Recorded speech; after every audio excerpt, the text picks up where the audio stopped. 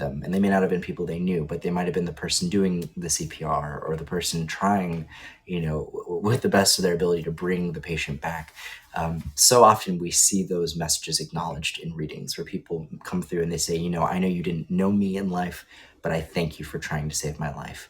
Or equally, sometimes they'll come through and acknowledge, thank you for treating me with dignity, and thank you for being there for my family, often in kind of the funerary context. So it just goes to show you never know how one little thing or one job or role or act of kindness, it can really create a ripple effect, I think, in people's soul journeys. And I've always found that very interesting. Very, very interesting. Welcome, welcome. We got Sarah, Judy, Sultan Rodriguez. I hope you're doing well. We got Sarah Elliott in the house. Fascinating. Okay, let's look and see. Melody, you have actually a really interesting question. I want to bring you up because this is fascinating. Hi. Hi. How are you? Good. I was suffering from a migraine. That's why I have this on my forehead. Sorry. If it could be a fashion trend, we could be working it. I'm just glad I made it tonight. I was sleeping up until like 30 minutes ago. Oh, well, rise and shine. Thank you for being here. Thank you for having me. would love to hear that question because it actually struck on something very, very interesting. Okay. Yeah. So right after my mom died, it was probably within like 2 or 3 minutes. I missed her passing just by a few minutes. I came in the room and it was just the weirdest feeling. It just felt really cold, like if you were to go into like a meat locker or something, but I've never felt that level of coldness.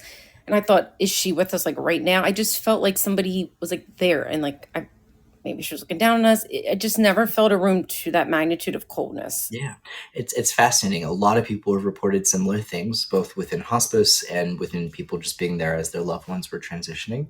And very often, people will report not only a change in temperature, but sometimes this kind of insulative effect. And for those who are watching, you might be able to relate, where sound even sometimes can be affected. It sometimes has like a stillness or a quietness that can sometimes accompany that temperature difference. So it's pretty interesting. There's all these little kind of almost characteristics or traits, I think, of activity, and temperature is definitely a big one. So it definitely seems to happen. I had actually an instance with Kyle Richards. I don't know if you're familiar with her from Housewives of Beverly Hills. Yes, I was.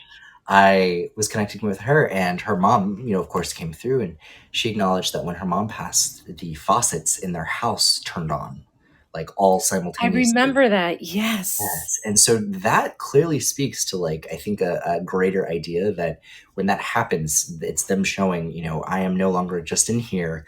I am everywhere. I am the environment. I've became, interconnected not only to you, but to the space and to so much greater. And I think it kind of symbolizes that in some way when we notice that. So That's good to hear now. yeah. Well, thank you so much for joining us, Melody. I'm sending thoughts and prayers for your migraine. Thank you. I appreciate you answering my question too. Absolutely. I will see you again here very soon, Melody. Have a fabulous weekend. Thank you too. Of Bye. course, of course. Whoop, whoop. There we go. All right. Fabulous.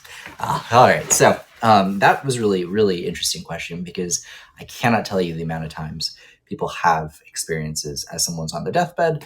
Also, there's a phenomenon that I encourage y'all to check out if you're curious about that, called shared death experiences. And you can just Google the term shared death experiences.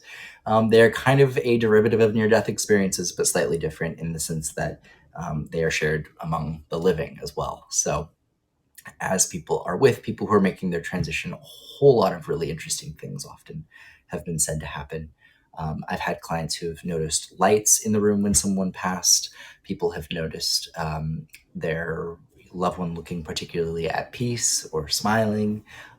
There's so many kind of interesting things that people notice that give them a sense of validation that that body in front of them is just a vessel, that their loved one is so much more than that temporary unit. And it's fascinating that there aren't more studies done on the subject. Dr. Raymond Moody, who actually coined the term near-death experience, is one of the few who have written at length and really put his neck on the line in researching these things that happened that people don't like to talk about because death is so heavily stigmatized.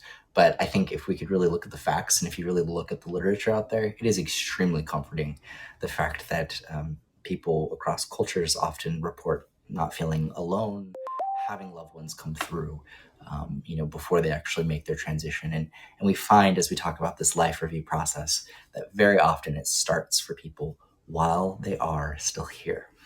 Even people who don't know what the life review process is, as maybe you don't if you're new here, they as souls almost get to a place before they pass of often kind of processing how they lived, and trying to kind of tie up loose ends. And so that's a natural thing you see in hospice of people nearing the end of their lives, wanting to find closure, trying to make their own closure, and finding a sense of peace before they make that last jump. So